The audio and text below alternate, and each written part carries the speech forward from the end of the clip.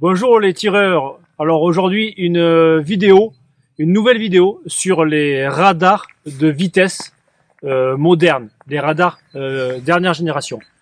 On va essayer de vous faire une vidéo qualitative sur ces radars de dernière génération. On va essayer de vous donner des conseils d'utilisation, comment installer, comment utiliser ces radars de dernière génération. Au cours des 20 dernières années, on a eu des évolutions majeures sur ces différents outils pour mesurer les vitesses. On a commencé directement initialement avec les radars optiques, le Caldwell, le système avec les radars optiques en général. Il en existait plusieurs, notamment le Chronie. Ensuite, il y a eu des systèmes acoustiques comme le Steiner. On a eu des systèmes magnétiques avec le Magnetospeed. Et puis, les dernières générations, les radars Doppler, Garmin, Labradar, ancienne et nouvelle génération, FX-True, voilà la dernière génération de radars Doppler, et c'est sur celle-ci qu'on va aujourd'hui travailler.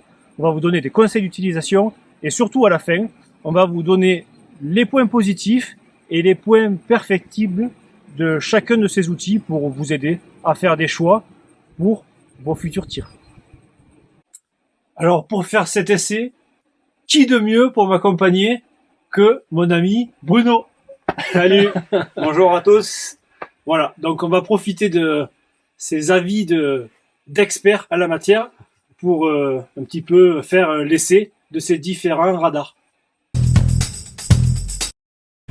Avant d'attaquer le test sur le pas de tir, on va vous présenter maintenant les 3 radars que nous allons utiliser aujourd'hui. Donc vous retrouvez ici le Speed Tracker Mach 4 Plus, le FX True Ballistic et enfin le Garmin Xero. Premier produit, le Speed Tracker Mach 4 Plus que vous connaissez sûrement déjà tous. Donc vous avez connu le Bullet Seeker, le Speed Tracker qui a changé de nom et aujourd'hui le dernier modèle, le Mach 4 Plus. Bruno, est-ce que tu peux nous en dire un peu plus sur ce Speed Tracker? C'est donc l'évolution de ce qui a commencé par être le Bullet Seeker.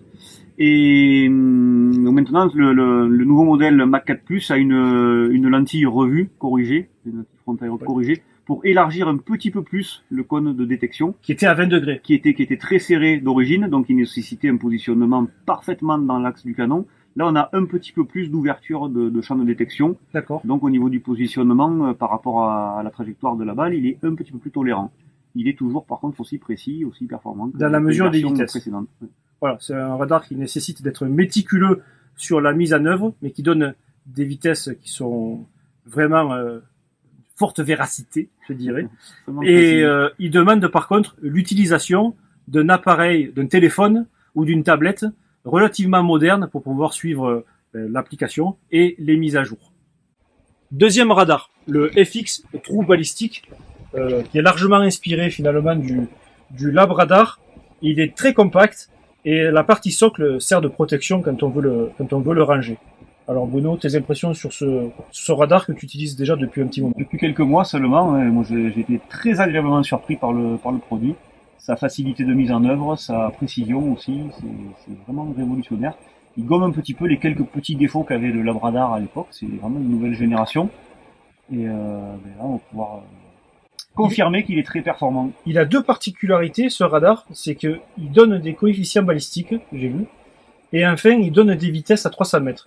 Jusqu'à 300 mètres. Est-ce que tu peux nous en dire plus? Alors moi, d'après ce que j'ai testé, alors donc il affiche des coefficients balistiques, mais par contre qui sont dépendants des conditions atmosphériques du moment.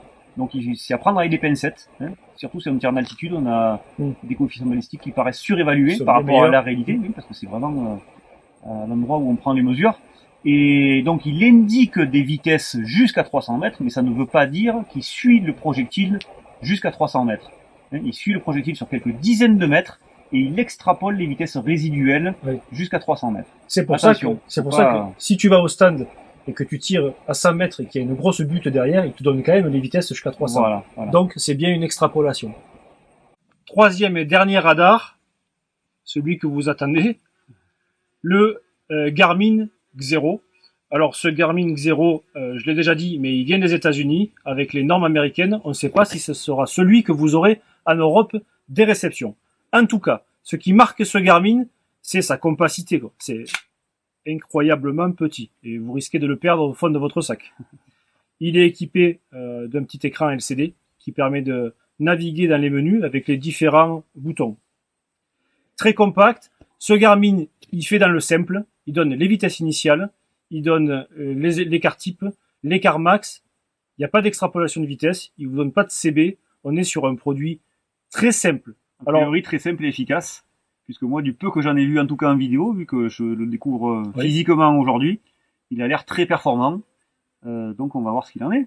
Il a la particularité d'avoir un cône de détection qui est quand même très large. Très large. Donc on verra ça quand peut on être va un tirer avantage simultanément. ou peut-être un point perfectible suivant certaines situations. Mais en tout cas, très compact, une belle révolution dans le monde du radar. Maintenant, quelques conseils pour la mise en place de ces radars. Donc on va faire les 3 radars et vous donner nos conseils pour la mise en place. Nos conseils qui sont ni plus ni moins que ce que recommandent les fabricants pour mettre en place le chrono et l'utiliser de façon optimale. Donc on commence par le FX True. Bruno, vas-y, mets-nous en place ce radar. Eh bien, tout simple, le radar il est livré dans une belle petite housse là. Il suffit de l'attraper, enlever la protection qui va servir de socle. Ok. Passer la main derrière, il y a une petite molette, on va venir visser le socle sur le radar proprement dit. Ok. Ensuite, le positionnement, idéalement, il faut le mettre sur une surface plane. Hein, il faut faire attention au tapis de tir. Pas en vrac sur le tapis. Voilà. Donc une surface plane et stable. Ensuite, on se positionne dans l'axe du tir. Et on a un petit viseur ici. Un petit peu comme sur le Labradar, là, mais plus précis, un œilleton. Voilà. On va viser la cible à travers cet œilleton pour le positionner. S'il faut décaler vers la droite ou vers la gauche, on peut bouger le socle. S'il faut décaler vers le haut ou vers le bas, on peut orienter le radar comme ça pour avoir pile la cible dans l'œilleton. Et là, il est positionné à peu près au niveau, à l'avant du boîtier de culasse, en arrière de la bouche, et entre une vingtaine, 20-25 cm de l'axe du canon. C'est les positionnements idéal. Ensuite, pour l'allumer, c'est très simple. Alors là, vous n'allez pas le voir sur l'écran, mais on appuie sur le bouton ON pendant quelques secondes. Il va s'allumer. Et puis on va appuyer, comme il le demande, une deuxième fois sur le même bouton pour l'activer. Voilà. C'est tout. Et là, en admettant que les paramétrages donc soient bons, et Benjamin va vous expliquer ça, il est prêt à tirer, tout simplement. Voilà, c'est important ce que vient de dire Bruno. Il y a des paramétrages, c'est-à-dire que quand vous tirez à plusieurs sur le même pas de tir, il faut penser à changer les canaux. Et enfin, que vous tiriez à la 22 long rifle ou en gros calibre, il y a tout un système à l'intérieur quand vous irez dans le menu pour régler la sensibilité du radar. Là, Bruno vient de le mettre. Voilà. Là, on est dans le menu. Donc, on peut descendre jusqu'à la sensibilité. Et on montera ici, donc avec la flèche. Voilà, tac. Et on agit sur les réglages. Là, on est dans le menu. Voilà. Le choix du canal. Si on tire à plusieurs tireurs. Primordial. Ici, il faut se mettre sur des canaux qui sont différents. Une dizaine de canaux. Ok. Voilà. Voilà tout le menu. Et, enfin, et ici, on a la sensibilité. Très important. Si voilà. vous tirez à la 22 long rifle ou en 308, il vous faudra régler la sensibilité, monter la sensibilité pour du 22 long rifle, par exemple. Et là, il y a 9 niveaux. 9 niveaux. Le radar est opérationnel, prêt à être utilisé. Conseil et installation de notre radar Speed Tracker Mach 4+. Alors, ce radar, initialement, il a été conçu pour être monté directement sur un rail Picatinny, sur l'arme. Voilà, c'est comme ça qu'il offre son meilleur rendement. Mais vous pouvez avoir aussi des crosses pleines, et certains l'utilisent sur un trépied. Donc je vous propose 2 solutions. Une solution d'installation, comme c'est prévu initialement, sur l'arme, et une installation sur trépied. Commençons par l'installation sur l'arme. Donc vous voyez que vous avez une interface pour Picatinny sur ce Speed Tracker, et sur le côté droit, une vis de réglage de sensibilité, comme vous avez sur les bipieds, qui va vous permettre d'ajuster parfaitement le serrage de votre rail Picatinny. C'est important. Ce Speed Tracker, il ne doit pas être, entre guillemets, branlant lors de l'installation. Il faut qu'il soit installé comme vous le feriez avec un bipied. Donc on vient l'installer sur un rail Picatinny. et on sert le Picatinny. Donc évidemment, avant, nous avions réglé cette petite molette, donc il est parfaitement fixé à l'arme. Une fois qu'il est fixé à notre fût, on allume le speed tracker qui recherche le Bluetooth et je viens maintenant simplement appuyer sur l'application speed tracker pour connecter notre radar. Vous voyez que le démarrage s'est fait en moins de 3 secondes et notre speed tracker qui s'allume en vert est maintenant prêt à prendre l'intégralité de nos vitesses. Deuxième solution, on vient de monter notre speed tracker sur un trépied et je viens l'installer maintenant à côté de cette SACO qui est équipée d'un réducteur de son comme je l'installerai pour effectuer un tir. Donc je viens l'amener à proximité de la bouche et je donne une légère incidence vers l'intérieur. Il faut rappeler que c'est 20 degrés, le cône de détection est extrêmement étroit sur ce speed tracker, donc il faut venir vraiment faire en sorte qu'il puisse prendre la balle à la sortie du canon. Ce que je pourrais préconiser aussi par rapport à ce montage, qui est très utile dans le cas de l'utilisation d'un réducteur de son, si vous voulez utiliser votre speed tracker avec un gros calibre, un gros magnum, un Shetak, personnellement, je mets le speed tracker en dessous de la bouche, légèrement en retrait. Je monte le speed tracker sur un trépied et je le mets ensuite en dessous du canon. Ça évite que le blast vienne frapper dans le radar. Une fois que ce speed tracker est installé, j'allume le speed tracker qui est en recherche Bluetooth, je retape sur la connexion de l'application et en moins de 3 secondes, l'application est connectée. Et on peut débuter le tir. Bruno, quelque chose à rajouter sur ce speed tracker ? Rien de plus à rajouter. Je pense que ce que tu viens de dire là, la position sous le frein de bouche, c'est aussi valable certainement pour le Garmin. Il doit y avoir, j'y pense juste là comme ça spontanément, il doit y avoir moyen de le positionner sous la bouche pour pas qu'il soit blasté au départ du coup. Oui, on en parlera en conclusion en effet, mais le Garmin, si on le met dans les préconisations constructeurs, avec des très gros calibres, il a tendance à être éjecté. Un montage sur un trépied plus solide permet au Garmin de rester aussi plus dans l'axe sur ce genre de tir. Mise en place maintenant et conseil d'utilisation pour ce Garmin Xero. Donc là maintenant je vais donc le mettre en place à côté de l'arme. Je vais respecter environ 15 cm entre le canon et le Garmin et une trentaine de centimètres entre la bouche et le Garmin. Donc on en reparlera plus tard, mais c'est très important si vous utilisez un frein de bouche avec un très gros calibre, ce Xero qui est très léger risque de tomber, donc il faut vraiment bien le positionner. Donc 15 cm, 30 cm, je peux aussi le monter sur un rail Arca, mais le Garmin est livré avec ce petit trépied, donc je vais utiliser le matériel initial. Pour le mettre en route, c'est très simple, bouton Power. Je vais choisir une nouvelle session. Au fusil, pistolet, arc, carabine à plomb, je choisis fusil.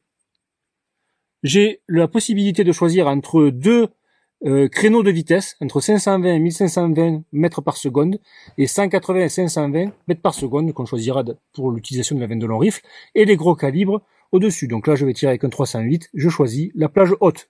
OK. Une dernière fois, je reprends les préconisations du constructeur qui sont directement notées sur ce Garmin.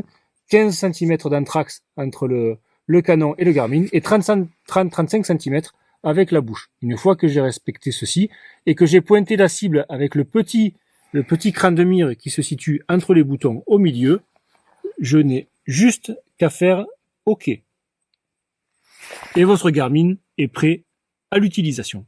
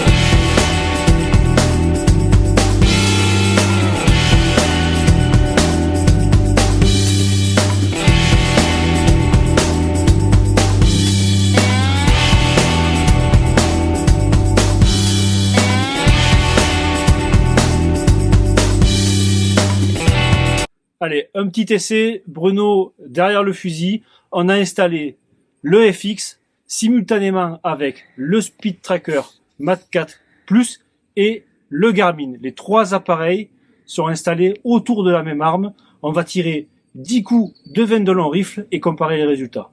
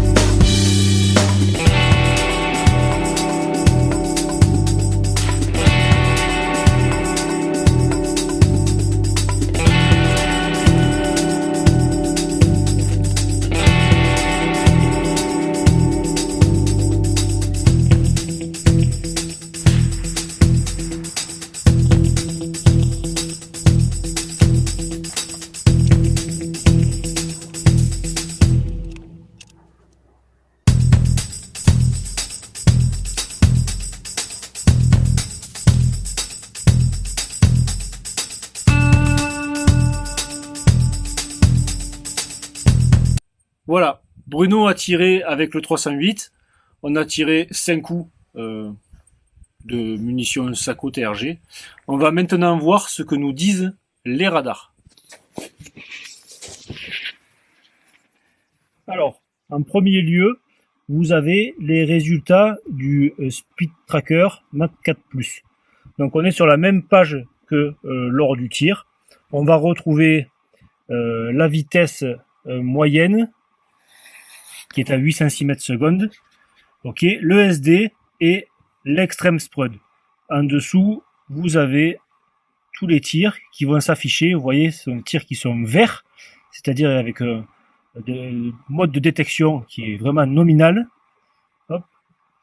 Donc c'est parfait. On a une moyenne qui est à 806 m/s. Ensuite, on a notre Garmin Xero. Donc j'ai terminé ma session. Il me propose directement de faire le résumé de la session. Sinon j'ai l'écart type et la moyenne qui s'affichent directement sur la page de tir. Maintenant, si je veux rentrer un peu dans le détail, il suffit de faire OK sur résumé de la session. Voilà.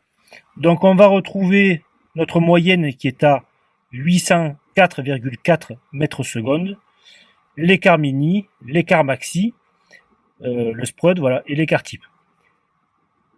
Tous les résumés des tirs sont disponibles dans fin de session, liste des tirs.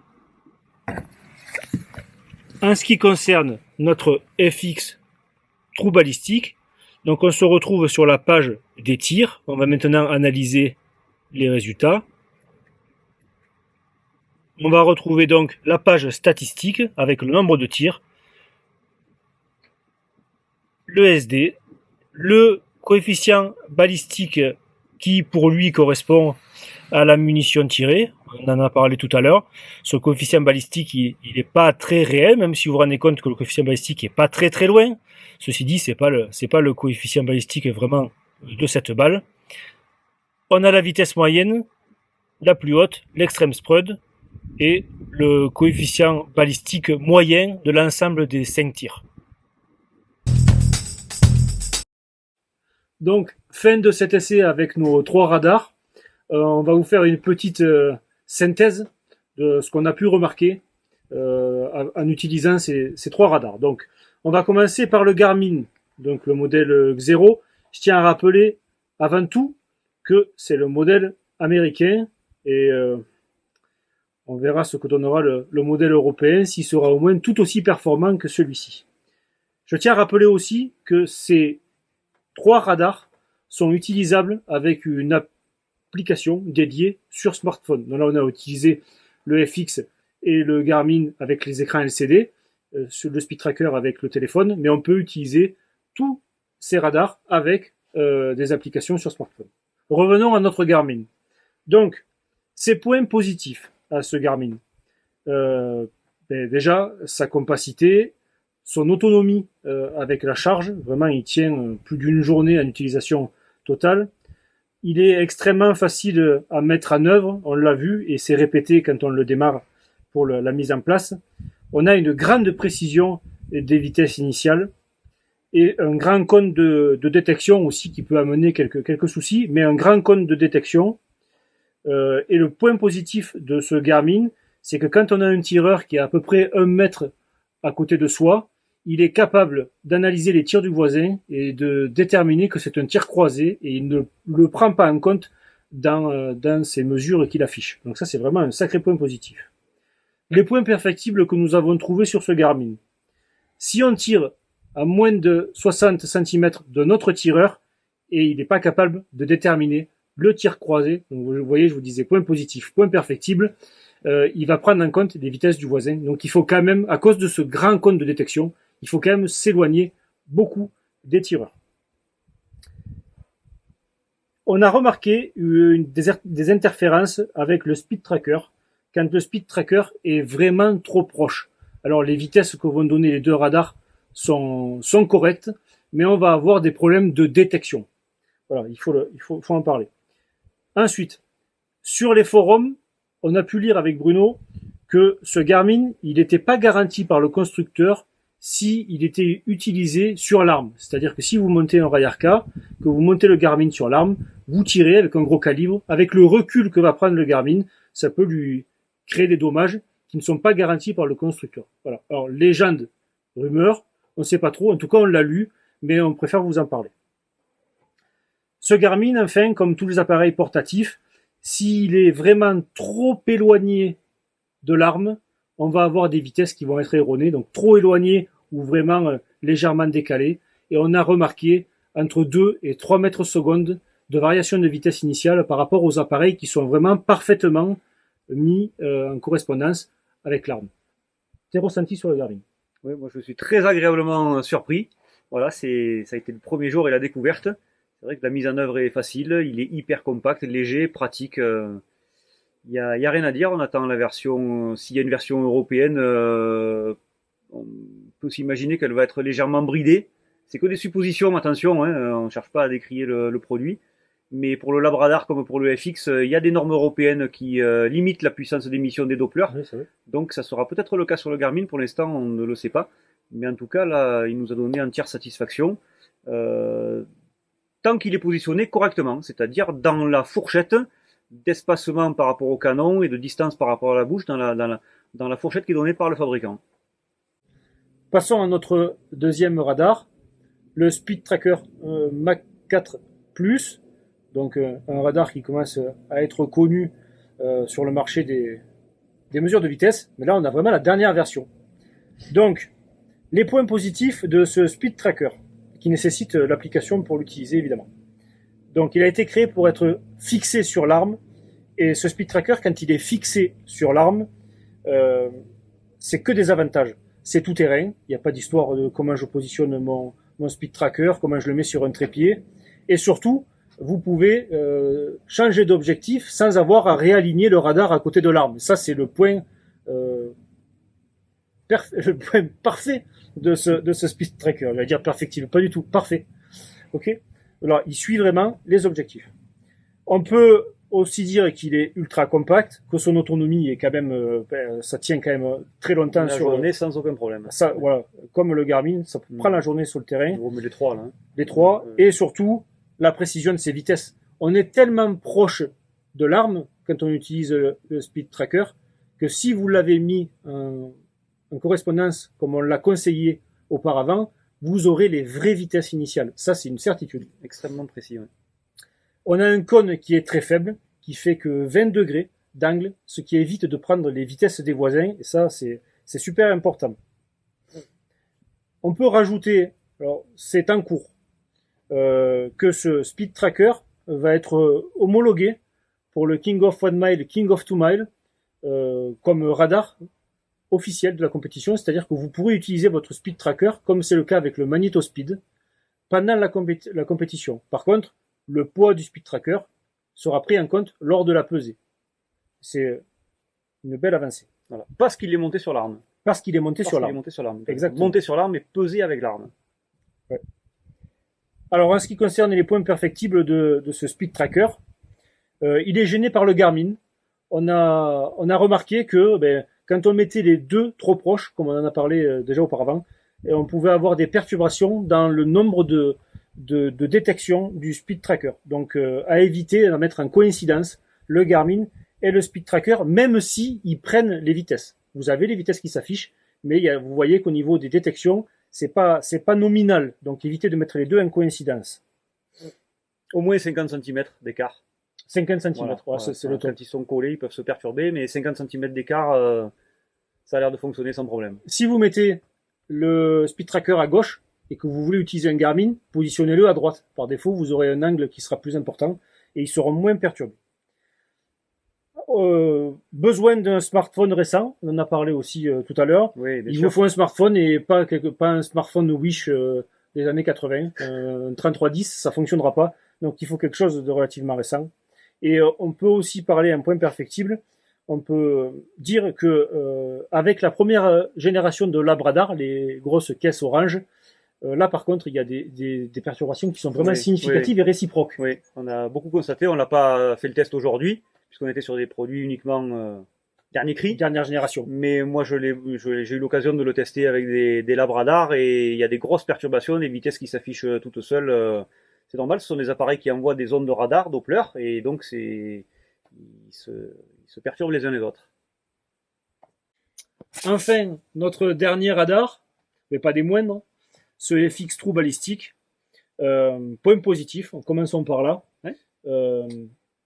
On a trouvé aucune perturbation notoire avec le Garmin et le Speed Tracker. Ce FX n'a pas été perturbé par les deux autres radars, malgré qu'on les rapproche. On n'a pas vu de changement notoire dans son fonctionnement, donc ça c'est un beau point positif. On peut aussi rajouter que c'est un radar qui a un large cône de détection, donc il loupe pas de vitesse. Par contre, on va retrouver aussi cet écran LCD qui est un avantage pour les gens d'un certain âge qui ont besoin de manipuler et de voir sur le pas de tir. Et c'est vrai que finalement cet écran un peu large. Les vitesses sont affichées en gros. Voilà. Ouais, on a un bel affichage. Ouais. C'est quand même sympa. Ok, cette vidéo touche maintenant à sa fin. J'espère que elle vous a un petit peu éclairé sur ces trois radars. Ce qu'on en pense, enfin, personnellement, ce que j'en pense, c'est que ces trois radars sont très bons. Je serais tenté de dire, faites comme moi, achetez les trois, s'il vous plaise. Pas de problème. Mais non, en fait, les vitesses sont très précises avec les trois radars, à condition d'être méticuleux de la mise en œuvre. C'est vraiment le point particulier. Soyez méticuleux. Le Speed Tracker, il a certains besoins. Le Garmin a certains besoins. Et le FX en a d'autres. Il faut être méticuleux et vous obtiendrez satisfaction avec ces trois produits. À vous de voir ce que vous avez besoin. Vous avez besoin de faire un king, donc vous orientez davantage sur tel produit. À vous de voir par rapport à votre pratique ce que vous avez envie et puis le coup de cœur, celui qui vous plaît, celui que vous avez envie d'utiliser. Mais vous pouvez y aller les yeux fermés. Les trois, ça marche d'enfer. Bruno ? Oui, ce qui est certain, c'est que quand on a connu comme moi l'évolution des chronographes au cours du temps, en passant par les chronographes optiques, puis acoustiques, magnétiques, et puis qu'on utilise maintenant des radars Doppler, c'est vraiment le jour et la nuit. C'est hyper simple d'utilisation. Parce que c'était beaucoup plus compliqué avec les vieux chronos, et puis on avait des vitesses qui étaient précises à 10 ou 15 mètres secondes près. Dépendant du soleil. Voilà, donc là on est vraiment, on est passé de l'âge de pierre au XXIe siècle. C'est ça, en un rien de temps, et c'est vraiment agréable d'avoir des appareils comme ça. Merci aux fabricants, merci à toi Benja de nous avoir reçus aujourd'hui pour ce test. Et puis on espère que ça vous a plu. Et voilà. Bon, merci. Et puis à très bientôt pour des futures vidéos dès qu'on aura le temps. Salut les tireurs!